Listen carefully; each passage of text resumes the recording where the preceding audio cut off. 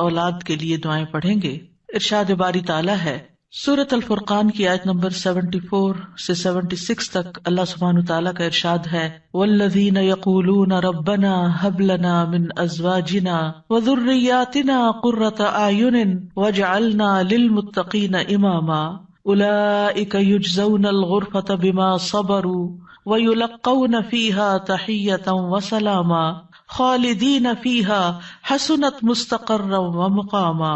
اور وہ لوگ جو کہتے ہیں اے ہمارے رب ہمیں اپنے ازواج اور اولاد کی طرف سے آنکھوں کی ٹھنڈک عطا فرما اور ہمیں متقی لوگوں کا امام بنا، یہی لوگ ہیں جو اپنے صبر کے بدلے جنت میں بالا خانے دیے جائیں گے اور وہ اس میں دعائے خیر اور سلام سے استقبال کیے جائیں گے، اس میں وہ ہمیشہ رہنے والے ہوں گے۔ کتنا اچھا ٹھکانہ اور کتنی اچھی قیام گاہ۔ اولاد کے لیے دعا مانگنا انبیاء اور اہل ایمان کا شیوا رہا ہے۔ ابراہیم علیہ السلام نے دعا کی تھی رب ھب لی من الصالحین، اے میرے رب مجھے نیک اولاد عطا فرما۔ اہل ایمان کی دعا اللہ تعالیٰ نے قرآن مجید میں ذکر کی ہے وَأَصْلِحْ لِي فِي ذُرِّيَّتِي، اور میری خاطر میری اولاد کی اصلاح کر دے۔ زکریا علیہ السلام نے دعا کی تھی فَهَبْ لِي مِن لَّدُنْكَ وَلِيًّا يَرِثُنِي وَيَرِثُ مِنْ آلِ يَعْقُوبَ وَاجْعَلْهُ رَبِّ رَضِيًّا، مجھے اپنے پاس سے ایک وارث عطا فرما جو میرا وارث بنے اور آل یعقوب کا وارث ہو، اور اے میرے رب اسے پسند کیا ہوا بنا، وہ ایسا ہو جس سے تو راضی ہو جائے، وہ پسندیدہ ہو۔ ابراہیم علیہ السلام نے دعا کی تھی رب اجعلنی مقیم الصلاۃ ومن ذریتی ربنا وتقبل دعا، اے میرے رب مجھے بھی اور میری اولاد کو بھی نماز قائم رکھنے والا بنا، اے رب میری یہ دعا قبول فرما۔ اہل ایمان ہمیشہ اپنی اولاد کے لیے دعا کرتے ہیں۔ سورۃ الفرقان کی جو آیات میں نے آپ کے سامنے پڑھی ہیں یہ عباد الرحمان سے متعلق آیات ہیں کہ رحمان کے خاص بندے، رحمان کے پسندیدہ بندے اللہ تعالیٰ سے دعا کرتے ہیں کہ ربنا ھب لنا من ازواجنا وذریاتنا قرۃ اعین، کہ اللہ ہمیں اپنی ازواج سے اور اپنی اولاد سے آنکھوں کی ٹھنڈک عطا فرما۔ یاد رکھیے یہ دعا ہر صاحب ایمان کا شیوا ہے، ہر مومن کو یہ دعا کرتے رہنا چاہیے، چاہے ہماری اولاد نیک ہی کیوں نہ ہو، چاہے وہ فرما بردار ہی کیوں نہ ہو، چاہے وہ قرآن کی حافظ ہی کیوں نہ ہو، چاہے وہ دین کی عالم ہی کیوں نہ ہو، پھر بھی یہ دعا مانگتے رہنا چاہیے، اس لیے کہ دل رحمان کی 2 انگلیوں کے درمیان ہوتا ہے، وہ جیسے چاہے انہیں پھیر سکتا ہے۔ ہمیں نہیں معلوم کہ آج اگر ہماری اولاد دین پر ہے تو کل اس کا مستقبل کیا ہوگا، اس لیے کبھی بھی اس بارے میں بے فکر نہیں ہونا چاہیے۔ نیک سے نیک ترین اولاد بھی ہو، تہجد گزار بھی ہو، صائم اور قائم ہو، لیکن پھر بھی دعا کرتے رہیں۔ اگر آپ کی اولاد نیک ہے تو آپ کی دعائیں ان کی نیکی میں استقامت اور اضافے کا سبب بنے گی، یعنی وہ مزید نیک بنے گی، ان کے اندر مزید استقامت آئے گی، اور پھر اسی طرح ان کا ایمان بھی بڑھے گا۔ اور اگر وہ نیک نہیں ہے اور اگر وہ آپ کی آنکھوں کی ٹھنڈک نہیں ہے تو اس دعا سے انشاءاللہ وہ آپ کی آنکھوں کی ٹھنڈک بنیں گے۔ تو ہم سب کو بھی یہ دعا کرتے رہنا ہے کہ اے اللہ ہماری اولاد کو نیک بنا اور ان کو متقین کا امام بنا، یعنی تقوی والوں کی صحبت میں ہوں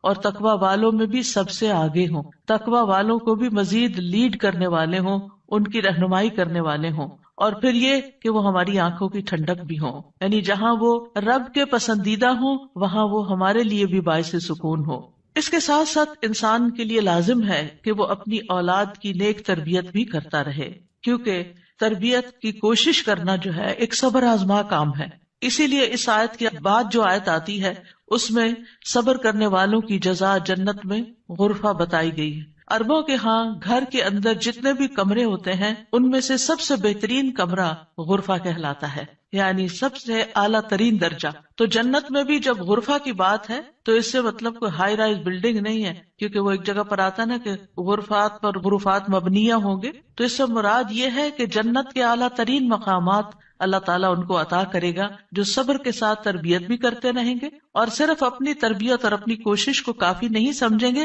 بلکہ اللہ تعالیٰ سے دعا بھی کریں گے۔ اور بہت دفعہ ایسا بھی ہوتا ہے کہ ہم تربیت میں پوری کوشش کر لیتے ہیں لیکن اس کا اثر اولاد میں نظر نہیں آتا، اولاد آپ کی ایکسپیکٹیشن پہ پوری نہیں اترتی، آپ جیسے ان کو دیکھنا چاہتے ہیں ویسے وہ نظر نہیں آتے۔ کیا ہم نوح علیہ السلام کی تربیت پہ کوئی شک کریں گے؟ ان کے 4 بیٹے تھے جن میں سے 3 بہترین بیٹے ثابت ہوئے، لیکن ایک بیٹا اپنے ہی راستے پر چل نکلا. تو اس میں انسان کی کوشش اگر ہو اور انسان کے بس میں ہو اولاد کی اصلاح، تو وہ سبھی کو سیدھا کر کے رکھ دے. لیکن یاد رکھیے، کوشش ہماری، دعا ہماری، اور اس میں اثر ڈالنے والا اور اس کو ہماری آنکھوں کی ٹھنڈک بنانے والا صرف اور صرف ہمارا رب ہے. اس لیے مومن صرف اپنی کوششوں پہ بھروسہ نہیں کرتا، بلکہ وہ اپنے رب کو پکارتا رہتا ہے. اور پھر عام طور پر یہ ہوتا ہے کہ ہم اس دعا کو اپنی دعاؤں کا حصہ نہیں بناتے. ہاں، جب اولاد کی طرف سے کوئی تکلیف پہنچتی ہے، جب وہ ہماری کوئی بات نہیں مانتے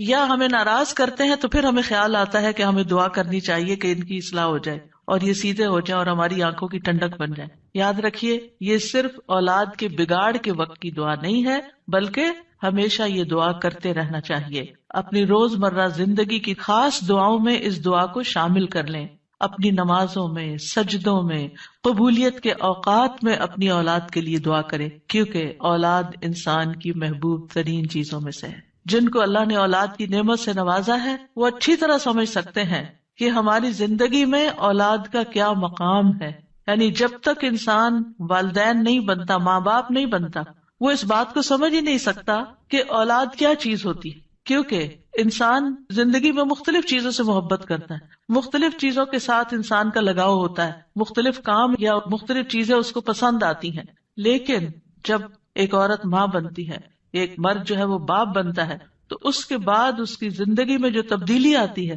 اس کے بعد اس کی زندگی کے اندر جو خوبصورتی آتی ہے، اس کے بعد اس کی زندگی کا جو محور اور مرکز بن جاتا ہے، اور اس کی تمام توجہ کا مرکز جو چیز بن جاتی ہے، اور دن رات کی یہ ڈیوٹی 24/7 کی ہوتی ہے. یعنی باقی چیزوں سے تو آپ کسی وقت الگ بھی ہو سکتے ہیں، مگر یہ وہ رشتہ ہوتا ہے کہ جس سے آپ پھر مرتے دم تک الگ نہیں ہو سکتے، کیونکہ وہ آپ کے جسم کا ایک حصہ ہوتا ہے. اور اللہ تعالیٰ آپ کے دل میں ہر چیز سے زیادہ ان کے لیے محبت ڈال دیتا ہے، اور ان کی خوشی آپ کو خوش کرتی ہے اور ان کا دکھ آپ کو دکھی کرتا ہے. اس لیے انسان کو ہمیشہ اپنی دعاؤں میں یہ خاص دعا کرتے رہنا چاہیے، اور قبولیت کے اوقات میں بھی، کیونکہ اولاد سے ملنے والی آنکھوں کی ٹھنڈک اسی وقت ہوتی ہے جب اولاد سیدھے رستے پر ہوتی ہے، جب اولاد نیک ہوتی ہے، اچھے کام کر رہی ہوتی ہے، تو پھر ہی ماں باپ کی آنکھوں کی ٹھنڈک ہوتی ہے. اور اس دعا کے دوسرے حصے میں اپنے لیے دعا ہے کہ اللہ ہمیں متقین کا امام بنا. یعنی اولاد جو ہے، ہم اس کے ایک طرح سے امام ہوتے، جیسے حدیث میں آتا ہے نا، کلکم راعٍ وکلکم مسئول عن رعیتہ. تو ہر ایک ہم میں سے راعی ہے، ہر ایک لیڈر، ہر ایک ذمہ دار ہے. تو اللہ تعالیٰ ہمیں ماں باپ کی حیثیت میں ایسا رول ماڈل بنا کہ ہم متقی ہوں اور ہماری اولاد بھی متقی ہو. یعنی ہماری اولاد میں بھی نیکی ہو، اور پھر ہم نیکی کے ساتھ آگے ان کی رہنمائی کرنے والے ہوں. اور ویسے جنرل سینس میں دیکھیں تو اس میں انسان کو ایک ہائیسٹ مقام حاصل کرنے کی دعا یہاں سکھائی گئی ہے، اور وہ کیا کہ انسان ایسا انسان ہو کہ جسے دیکھ کر لوگ متقی بن جائیں. یعنی دوسرے لفظوں میں یہ کہ نیکیوں میں سبقت کرنے والے ہوں، نیکیوں میں آگے بڑھنے والے ہوں، تاکہ دوسرے لوگ بھی ہمیں دیکھ کر نیک بن جائیں. مثلاً اگر ایک مرد اول وقت میں مسجد میں جا کر نماز پڑھتا ہے تو اس کے بچوں پر اس کا کیا امپریشن ہوگا. یعنی اگر باپ ذمہ دار ہے تو بچے بھی دیکھ کر کہیں گے کہ ہاں ہمیں بھی یہی کام کرنا ہے، کیونکہ بچے ابتدائی زندگی میں خاص طور پر باپ کو، ماں کو بہت فالو کر رہے ہوتے ہیں. پھر اسی طرح اگر آپ کا پڑوسی آپ کو دیکھتا ہے، آپ کے کولیگز آپ کو دیکھتے ہیں کہ